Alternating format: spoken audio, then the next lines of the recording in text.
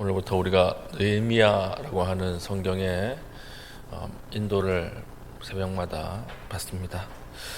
우리가 포로 돌아온 이야기를 좀 정리를 해 보면 갑자기 페르시아 왕인 고레스라고 하는 사람이 마음의 감동을 받아서 이스라엘 포로들에게 다 너희 고향으로 돌아가 이랬죠. 돌아가 갑자기 그런 말을 합니다. 그러니까 1차로 돌아온 사람들이 있었어요. 그 지도자가 누구였습니까? 스룹바벨 그리고 예수아라고 하는 사람이 지도자가 되어서 이제 1차 포로귀환이 일어나는 것입니다. 그때 확 돌아왔고 그 다음에 2차 포로귀환이 일어나죠. 2차 포로귀환은 1차로 돌아온 사람들이 떠난 시점에서 약 80년 후예요. 그러니까 아주 긴 시간이죠. 우리로 치면 80년 후에 2차 포로귀환으로 사람들이 돌아오는데 이때의 리더가 누구였어요? 에스라였죠. 에스라. 1차 포로기한 스룹바벨이 가서 성전을 건축하고 성전을 이제 건축한 다음에 이제 하드웨어는 있는데 소프트웨어가 없어요. 그러니까 학사 에스라가 2차에 하나님 준비시켜서 이 사람을 통해서 예배가 회복되게 하는 그런 하나님의 일들을 진행을 합니다. 그러면 언제 왔느냐 보면 정확하게 떠난 날이 나와 있어요. 아닥사스다 왕 제 7년 에스라서에 보면 이렇게 되어 있거든요. 아닥사스다 왕 제 7년. 아닥사스다 왕과 앞에 고레스 왕 앞에 사이에는 80년이라고 하는 시간이 있어요. 그러니까 1차가 떠난 그 사람들이 떠난 시점에서 80년 후에 아닥사스다 왕 제 7년 때 2차 포로귀환이 일어나는 것입니다. 그래서 3차는 누구예요? 느헤미야예요. 느헤미야. 오늘 우리가 이제 살필 느헤미야 3차 성벽을 건축을 하죠. 그래서 1절 보십시오. 1절 하가랴의 아들 느헤미야의 말이라. 아닥사스다 왕 제 20년 기슬르 월에. 기슬르 월은 9월이거든요. 아닥사스다 왕 몇 년이에요? 제 20년. 이러니까 에스라가 떠났을 때가 몇 년이라고 그랬어요? 아닥사스다 왕 7년에 떠났고 3차 포로기한이 언제 일어납니까? 3차 포로기한이 아닥사스다 왕 제 20년 이랬으니까 지금 에스라가 떠난 지 몇 년이 지났을 때입니까? 13년이 지났을 때. 대충 그냥 이해만 하시면 돼요. 13년이 지났을 때 그때. 그래서 많은 학자들이 아마 에스라와 느헤미야는 원래 한 두루마리 성경이 아니었을까 이렇게 봅니다. 왜냐하면 원문에는 우리 1절에 아닥사스다 왕이라고 하는 말이 없어요.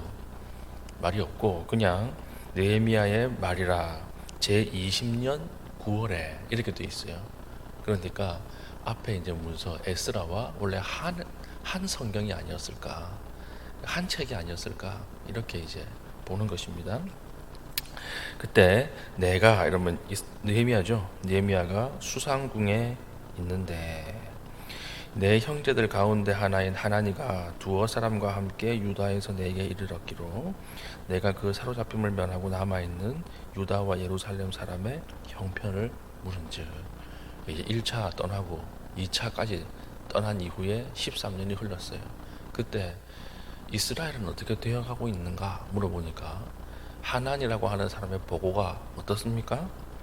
3절 그들이 내게 이르되 사로잡힘을 면하고 남아있는 자들이 그 지방 거기에서 큰 환난을 당하고 능욕을 받으며 예루살렘 성은 허물어지고 성문들은 불탔다 하는지라. 뭐라고 보고하고 있어요? 그대로입니다. 그대로입니다. 이렇게 이야기하는 거예요. 돌아가기 전이랑 똑같습니다. 지금 1차 80년이 지났고 에스라가 간 지도 13년이 지났는데 지금 예루살렘 성전은 전혀 그 기능을 하고 있지 못합니다.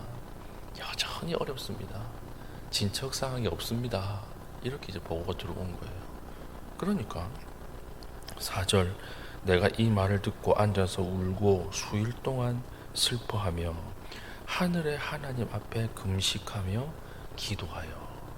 이 말을 듣자마자 느헤미야가 앉아서 하나님 앞에 금식하고 기도하는 거예요. 근데 이게 좀 이상하지 않습니까? 왜냐하면 지금 포로기한이 일어난 지 100년이 가까워오는 시간이거든요. 그럼 이미 느헤미야는요, 유태인, 피만 유태인이지 이스라엘 사람 아닙니다. 이 사람은 지금 2대도 아니고 거의 3대째거든요. 3대. 우리가 만약에 미국에 갔다 그러면 고향이 그립겠죠. 근데 우리 자녀들도 내 나이가 되면 고향이 그리울까요? 안 그립죠. 그럼 자녀의 자녀들은 고향이 그리울까요? 안 그리워요. 그런데 100년이 지났을 이 시점에서 예루살렘 성전이 아직까지도 진척이 없습니다라고 하는 말을 딱 들었을 때, 아니 전혀 이제 상관없는, 문화적으로나 아니면 언어적으로 상관이 없는 느헤미야가 갑자기 하늘의 하나님 앞에 무릎을 꿇고 금식하며 기도했다. 이거 어떻게 가능했을까요? 이게 딱 하나예요. 이유는 딱 하나. 부모의 영향이겠죠. 부모의 영향. 그것밖에 없잖아요. 부모의 영향. 느헤미야라고 하는 이 이름의 뜻이요, 하나님의 위로라고 하는 뜻이에요. 하나님의 위로. 그러니까 이 느헤미야라고 하는 이름을 누가 지었겠습니까? 부모가 지었을 거 아니에요. 그러니까 느헤미야라고 하는 이름, 하나님의 위로라고 하는 이름을 지은 이유는 무엇일까요? 우리의 위로, 온전한 위로는 예루살렘 성전이 회복되는 것. 이 신앙을 부모가 가지고 있었을 것이고, 그 바람을 자녀에게 넣어준 거죠. 너의 위로는 이 땅에서 승승장구하고 잘 되는 것이 아니라 하나님의 백성으로 완전히 돌아가는 것이다. 그게 너의 삶의 목표다. 이걸 이름으로 지어줬을 것 아닙니까? 느헤미야 정도 되는 사람은요, 1차나 2차 때 돌아갔었어야 되는 사람이에요. 근데 어떤 이유인지 모르겠지만 안 돌아갔어요. 돌아가는 게 쉽지 않았을 것입니다. 왜냐하면 대대로 살던 이 터전을 다 버리고 아무것도 없는 그 나라에, 가보지도 않은 나라에 다시 돌아간다. 쉽지 않았을 거예요. 그래서 1차, 2차 때 돌아가지 않았지만 지금 느헤미야의 마음 안에는 항상 하나님의 위로가 무엇인가, 우리 백성을 다시 회복시키셔서 하나님이 우리와 함께 하실 것이다. 이 고백이 있었던 것 아니겠습니까? 그래서 이 사람의 정체성이 무엇인가가 잘 드러나는 거죠. 그래서 이 사람이 기도합니다. 느헤미야가 기도하기 시작하는데요. 기도하는 내용이 이제 5절부터 7절까지 쭉 있습니다. 이때 6절을 보십시오. 이제 종이 주의 종들인 이스라엘 자손을 위하여 주야로 기도하오니 우리 이스라엘 자손이라고 이야기해요. 이 에스라의 기도랑 똑같죠. 여러분 기억나십니까? 에스라가 이제 2차 포로 가서 이제 사람들을 막 이 은혜로 깨우치는데 여전히 통혼하잖아요. 여전히 통혼하고 우상 숭배하고 하나님 앞에 심판받을 짓을 똑같이 하고 있으니까 그 말이 안 나와가지고 수염을 뜯으면서 그렇게 앉아 있을 때, 그때 하나님 앞에 뭐라고 기도합니까? 나의 하나님, 우리 죄를 우리 죄라고 동일시하면서 기도하죠. 똑같이 기도하는 거예요. 지금 느헤미야도 우리 이스라엘 자손이 주께 범죄하였나이다. 이미 지금 이 사람은 3대 가까이 멀어져 있는 사람인데도 불구하고, 어떻게 보면 아무 상관없는 사람인데도 불구하고 우리 이스라엘 자손이 범죄했습니다. 그리고 6절 마지막에도 나와 내 아버지의 집이 범죄했습니다. 동일시하고 있는 거죠. 이 사람은 지금 페르시아 안에 살면서, 페르시아 사람 아니에요. 이 사람은 어떤 사람이에요? 이스라엘 사람이에요. 이스라엘 사람. 정체성이 이렇게 중요한 거죠. 내가 누구에게 소속되어 있는가, 내가 누구에게 속해 있는가, 이것을 아는 것이 환경을 뛰어넘는 힘이 된다라고 하는 것입니다. 그리고 나서 기도합니다. 기도하는데 8절, 옛적에 주께서 주의 종 모세에게 명령하여 이르시되 만일 너희가 범죄하면 내가 너희를 여러 나라 가운데에 흩을 것이요 만일 내게로 돌아와 내 계명을 지켜 행하면 너희 쫓긴 자가 하늘 끝에 있을지라도 내가 거기에서부터 그들을 보아 내 이름을 두려고 택한 곳에 돌아오게 하리라 하신 말씀을 청하건대 기억하옵소서. 지금 이 말 어디 나오는 말이냐면 신명기 30장에 나오는 말입니다. 신명기 30장의 말씀을 그대로 하나님 앞에 이야기하는 거예요. 기도할 때 자신의 욕망과 자신의 욕구를 하나님 앞에 가지고 기도하는 것이 아니라 하나님 입으로 이렇게 말씀하지 않았습니까? 이렇게 기도하는 거예요. 이게 오늘 우리 핵심 메시지죠. 기도할 때 하나님이 응답하시는 기도, 하나님이 불쌍히 여기는 기도, 하나님이 조금 이렇게 이야기하면 그렇지만 응답하실 수밖에 없는 기도는 어떤 기도입니까? 하나님 말씀을 가지고 기도하는 거죠. 하나님, 성경에 이 상황에서 이렇게 행하지 않았습니까? 하나님을 사랑하는 자들에게 하나님 이렇게 길을 열지 않았습니까? 이걸 가지고 기도할 때 하나님이 응답을 안 할 수가 없는 거예요. 그때 우리 삶의 레일이 막 깔리는 거죠. 레일이. 기차가 갈 때 레일부터 깔지 않습니까? 그래서 기도하는 건요, 레일 까는 거라고 보면 똑같습니다. 기차가 갈 때 레일만 깔아놓으면 그 레일 위로만 가잖아요. 기도가 뭐냐면 레일 까는 거예요. 여러분, 레일부터 까십시오. 레일 깔면요, 그 다음 가는 거는 그렇게 어렵지 않아요. 지금 느헤미야가 기도로 레일을 까는데 그 레일의 재료가 뭐예요? 말씀이에요. 하나님 말씀. 하나님 신명기에 이렇게 말씀하셨잖아요. 다시 모으겠다고 말씀하셨지 않습니까? 그래서 그 하신 말씀을 기억하십시오. 기억해 주십시오. 이렇게 기도하는 것입니다. 그리고 그 기도를 들으시고 11절 주여 구하오니 귀를 기울이사 종의 기도와 주의 이름을 경외하기를 기뻐하는 종들의 기도를 들으시고 오늘 종이 형통하여 이 사람 앞에서 은혜를 입게 하옵소서. 레일을 깔았죠. 그리고 그 레일이 다 깔리면 이제 그 위에 기차를 딱 놓기만 하면 스르르 가잖아요. 그게 형통이에요. 형통.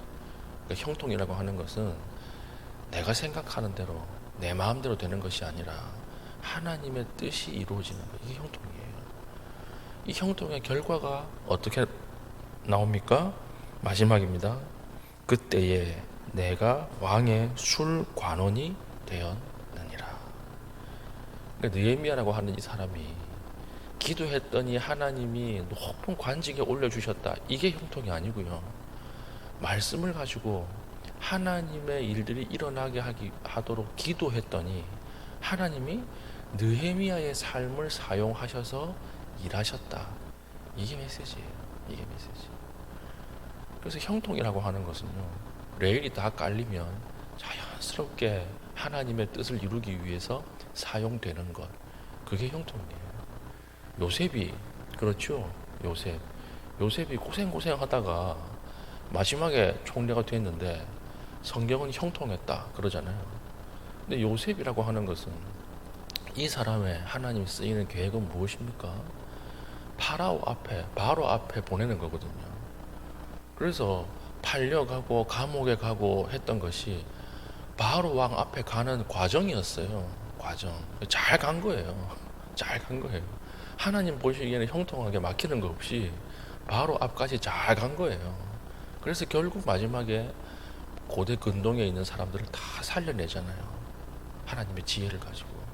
이게 형통했다라고 하는 것이고, 오늘 느헤미야도 하나님 앞에 하나님 그 말씀이 이루어지게 기도해 주십시오. 이 기도에 하나님을 응답하시고 그 삶을 레일 위에 올려놓으신 거예요. 그게 무엇입니까? 왕의 술관원이 되었느니라. 여러분, 술관원, 떡관원이 있습니다. 굉장히 높은 직분이에요. 직분은 오늘날 국무총리보다 더 높은 직분이에요. 왜냐하면 고대에는 왕실에 암살이 많았습니다. 암살. 우리나라도 기미상궁 있죠. 기미상궁. 왕이 먹어보기 전에 먼저 먹어보잖아요. 그러니까 떡 맡은 관원은 기미상궁이고요. 술 맡은 관원은 왕이 이제 드실 술을 먼저 맛보는 그런 직책이었는데, 이 둘이 다 국무총리보다 더 높은 직책이었는데 왕의 최측근인데 왕이 가장 신뢰하는 사람, 이 사람인데 둘 중에 누가 더 높았을까요? 술과 떡 중에. 이건 뭐 성경에 나와 있지는 않습니다. 이건 제 생각이에요. 아마 술 맡은 관원장이 더 높았을 거예요. 왜냐? 이유는 여러분 밥 먹을 때 고민합니까? 술 마실 때 고민합니까? 여러분 모르시죠? 네, 모르셔야 됩니다. 저 잘 모르지만 술 마실 때 고민하잖아요. 술 마실 때. 밥 먹을 때 그거 어떻게 해야 되지? 이렇게 생각 잘 안 하지만 술 마실 때 고민을 이야기하지 않겠습니까? 그때 술 맡은 관원장이 아유 왕이요 이렇게 해보시죠. 이런 이야기가 있습니다. 정세가 이렇습니다. 이렇게 이제 술 친구가 되는 거예요. 술 친구가. 그러니까 술 맡은 관원장이 아마 더 높지 않았겠는가. 하나님이 이스라엘 사람들의 하나님을 회복시키기 위해서 하나님의 뜻을 이루기 위해서 지금 느헤미야라고 하는 사람을 존귀한 자리에 올리시는 거예요. 그래서 3차 포로를 준비하시지 않습니까? 포로 귀환을 준비하시잖아요. 이 사람을 통해서 3차로 이스라엘 사람들이 남은 자들이 돌아오고 그리고 성벽이 재건되고 그리고 하나님 앞에 하나님의 백성이 하나님의 말씀대로 살아가게 되는 일들이 일어나는 것입니다. 느헤미야 가지고 있는 엄청난 행정력들이 있어요. 나중에 살필 거예요. 이 사람은 행정의 천재적인 사람이에요. 이 사람 지도력에 탁월한 사람이에요. 그러나 진짜 이 사람 마음 안에 있는 것은 무엇입니까? 하나님의 사람이라고 하는 정체성 그리고 하나님 말씀대로 기도하는 하나님을 사랑하던 사람이었다라고 하는 것입니다. 오늘 새벽에 우리가 기도하러 모였습니다. 우리가 어떻게 기도해야 되겠습니까? 하나님 말씀대로 기도해야 되는 것이죠. 말씀을 붙잡고 기도해야 되는 거예요. 그래서 기도를 오래 하기 위해서는요, 내 안에 들어있는 말씀이 많아야 돼요. 여러분 그 음식을 하는데 조방장이 칼이 많아야 되지 않겠습니까? 칼이 많아야 돼요. 칼이 지금 뼈를 끊어야 되는데 가지고 있는 건 회칼밖에 없다. 그러면 어떻게 요리가 되겠습니까? 칼이 많아서 그때그때 필요한 그 칼을 가지고 말씀의 검을 가지고 하나님 앞에 기도할 때 그때 하나님이 응답을 하시고 우리를 존귀한 자리로 이끌어 가실 것입니다. 오늘 이 은혜가 여러분과 여러분의 자녀와 여러분의 가정에 충만하기를 축원합니다. 아멘. 기도하겠습니다. 하나님, 우리가 말씀을 붙잡고 기도하게 하시고 하나님 기도할 때 그 말씀이 내 삶 속에서 작동하게 하시고 그 말씀의 결과로 형통한 삶 하나님 앞에 귀하게 쓰임받는 삶으로 드려지게 하여 주시옵소서. 기도하신 이후에 개인적인 기도의 제목 가지고 기도하시고 자유롭게 돌아가시겠습니다.